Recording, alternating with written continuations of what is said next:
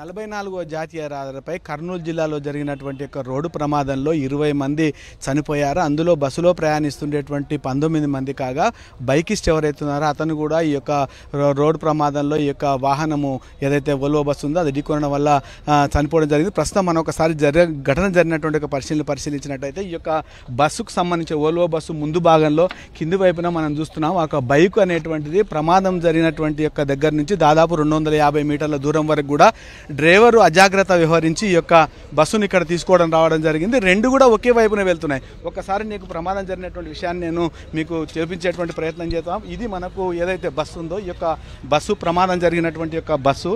ఈ బస్సులోనే అందరూ కూడా హైదరాబాద్ నుంచి బెంగళూరు వైపు వెళ్లేందుకోసం వాళ్ళంతా కూడా ప్రయాణం చేయడం జరిగింది. ఇందులో 19 మంది చనిపోవడం జరిగింది, 27 మంది బయటపడడం జరిగింది. ఇందులో ఒకరు బైకిస్టు. సో ఒక్కసారి మనం ఈ యొక్క బస్సు యొక్క పరిస్థితిని గమనించినట్టయితే మొత్తము బుగ్గిపాలైనటువంటి ఒక పరిస్థితి. ఇక్కడ ఈ బస్సు అనేటువంటిది మనకు ఒక స్లీపర్ కోచ్. ఇందులో ఈ బస్సులో మనం ఒకసారి చూసినట్టయితే ఇక్కడ పైన పడుకోవడానికి ఇద్దరికి అవకాశం ఉంటుంది, కింద ఇద్దరు అవకాశం ఉంటుంది. ఈ విధంగా కింద పైన ఉండేటువంటి అవకాశం ఉంటుంది. కాబట్టి ఈ ప్రయాణం చేస్తుండేటువంటి క్రమంలో దాదాపు 3.5 గంటల ప్రాంతంలో ఈ యొక్క కల్లూరు మండలంలోని యొక్క చెట్ల మల్లాపూర్ ఏదైతే ఉందో ఈ ప్రమాదం ఇక్కడ వచ్చినప్పుడు ఒక బైకును ఢీకొనడం, ఆ తర్వాత ఒక్కసారిగా 250 మీటర్ల దూరం వచ్చిన తర్వాత ఇందులో నుంచి మంటలు చెలరేగడం, అందులో ఉండేటువంటి యొక్క ప్రయాణికులు తేరుకునే లోపలనే వాళ్ళంతా కూడా గాఢ నిద్రలో ఉండేటువంటి యొక్క క్రమంలో వారు తేరుకునే లోపే ఇక్కడ మనం చూస్తున్నాం వాళ్ళంతా కూడా ఈ యొక్క వచ్చేటువంటి పొగకు కానీ తర్వాత ఇక్కడ వచ్చేటువంటి మంటల నుంచి వాళ్ళు బయటపడలేనటువంటి యొక్క పరిస్థితి ఉంది.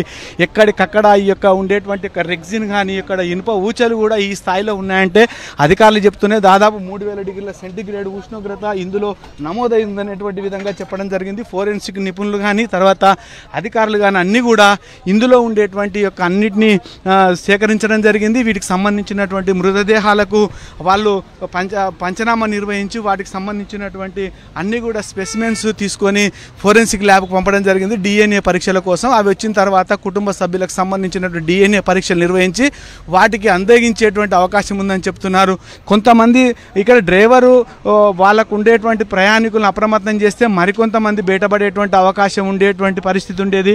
కానీ అప్రమత్తం చేయకపోవడం వల్ల ఈ రకమైనటువంటి పరిస్థితి దాపురించిందనేటువంటి విధంగా చెప్తున్నారు. ఇక్కడ మృతదేహాలను తీస్తున్నప్పుడు మాత్రం చాలా మటుకు వెనుక సీట్లో మనం చూపిస్తున్నాం. వెనుక ఏదైతే ఈ యొక్క ఆసుపత్రి ఈ యొక్క వాహనంలో వెనుక సీట్ ఏదైతే ఉందో పెద్ద మొత్తంలో ఈ యొక్క మృతదేహాలన్నీ కూడా వెనుక వైపునే కనిపించాయి. అంటే ఏం జరుగుతుంది, ఇక్కడ వచ్చినటువంటి యొక్క వీళ్ళంతా కూడా ఒక్కసారి పరుగులు తీసి అవసరమైనటువంటి విధంగా మనం బయటికి వెళ్ళాలని ప్రయత్నం చేసినప్పటికీ కూడా ఆ ప్రయత్నం నుంచి బయటపడలేనటువంటి పరిస్థితి.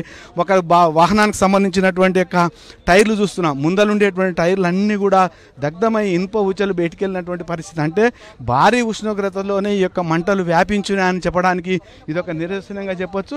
ఇప్పటికి కూడా ఈ యొక్క బస్సుకు సంబంధించినటువంటి పరికరాలను కాలి బూడిదైపోయినాయి. ఇప్పటికే తెలంగాణ ప్రభుత్వం మృతులేక కుటుంబాలకు 5 లక్షల రూపాయలు, క్షతగాత్రులకు 2 లక్షల రూపాయలకు సంబంధించినటువంటి పరిహారం ప్రకటించడం జరిగింది. భవిష్యత్తులో ఇలాంటి ప్రమాదాలు జరగకుండా ముఖ్యంగా ఈ యొక్క ప్రమాదాలకు ప్రధానంగా డ్రైవర్ల యొక్క నిర్లక్ష్యమే కారణం అనేటువంటిది స్పష్టమవుతుంది. ఇంకొక విషయము ఏదైతే డ్రైవర్లు ఆలస్యంగా బయలుదేరడము తర్వాత గమ్యానికి త్వరగా చేరాలనేటువంటి ఆతృతతో అతివేగమే ఈ యొక్క ప్రమాదాలను కొంపముస్తుందని చెప్పొచ్చు. 2013లో ఏదైతే మహబూబ్నగర్ జిల్లా పాలెంలో జరిగినటువంటి ఘటనలో 45 మంది చనిపోయినటువంటి ఘటన అయితేనేమి, అంతకుముందు ఈ యొక్క ఇటికాల దగ్గర వద్ద జరిగినటువంటి ఒక ప్రమాదం, ఇవన్నీ కూడా కొంత ఈ తెల్లవారుజామున 3 నుంచి 5 గంటల మధ్యలో కొంత నిద్రావస్థలో ఉంటారు. కాబట్టి ఆ సమయంలో అప్రమత్తంగా లేకుంటే కూడా ఇలాంటి ప్రమాదాలు జరుగుతాయి. కాబట్టి ప్రభుత్వ పరంగా భవిష్యత్తులో ఇలాంటి ప్రమాదాలు జరగకుండా మరిన్ని కఠిన చర్యలు తీసుకుంటామని మంత్రి ప్రకటించడం జరిగింది. మొత్తంగా మాత్రం 44వ జాతీయ రహదారిపైన జరిగినటువంటి యొక్క ప్రమాదం మాత్రం చాలా కుటుంబాల్లో మాత్రం విషాదాన్ని నింపిందని చెప్పాలి. కెమెరామెన్ విజయభాస్కర్, సాక్షి న్యూస్, కర్నూలు జిల్లా.